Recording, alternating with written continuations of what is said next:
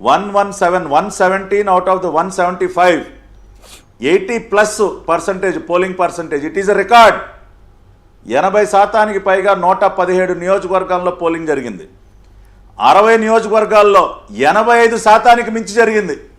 60 నియోజకవర్గాల్లో more than 85%. ఇటువంటి figures మనం ఎప్పుడైనా విన్నావా శ్రీహరి గారు? అవును. ఇవాళ దర్శి నంబర్ 1 స్థానంలో 90.91% దర్శి హైయెస్ట్. తర్వాత కుప్పంలో ఈ పెద్దిరెడ్డి గాడు అదే చెప్తా ఉన్నా, ఈ పొంగనూరు పుడ్డింగ్ గాడు ఏదో కుప్పంలో అంట బాబు గారు నోటిస్తాడంట, బెదరగొడతాడంట. ఏం చేయగలిగాడండి? కుప్పంలో ఓటర్ని ఆపగలిగాడా? 89.88% అంటే ఆల్మోస్ట్ 90% ఓటింగ్ ఇన్ కుప్పం. అది ప్రజా చైతన్యం అంటే. That is it reflects the revolution in the people.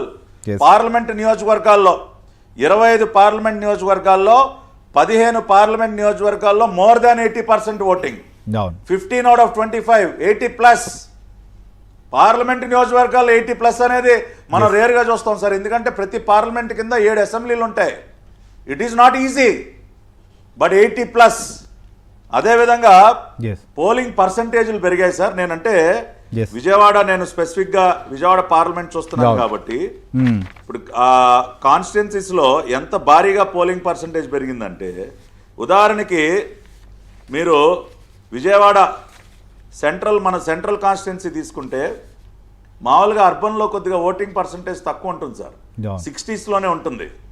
2014లో Vijayawada సెంట్రల్లో 65.20, 2019లో విజయవాడ సెంట్రల్ కాన్స్టిట్యున్సీలో 65.7, వేరాస్ 2024 ఇట్ ఈస్ 74%.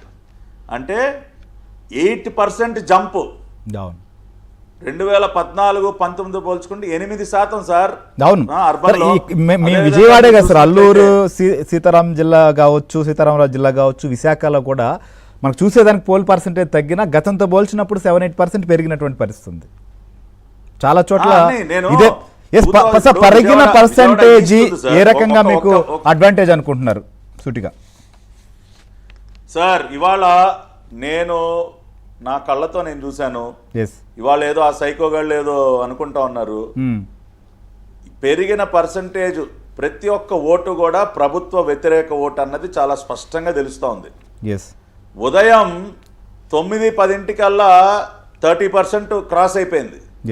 మధ్యాహ్నం 12-12:30 కల్లా 50% క్రాస్ అయిపోయింది. అసలు ఇంత స్పీడ్గా అంటే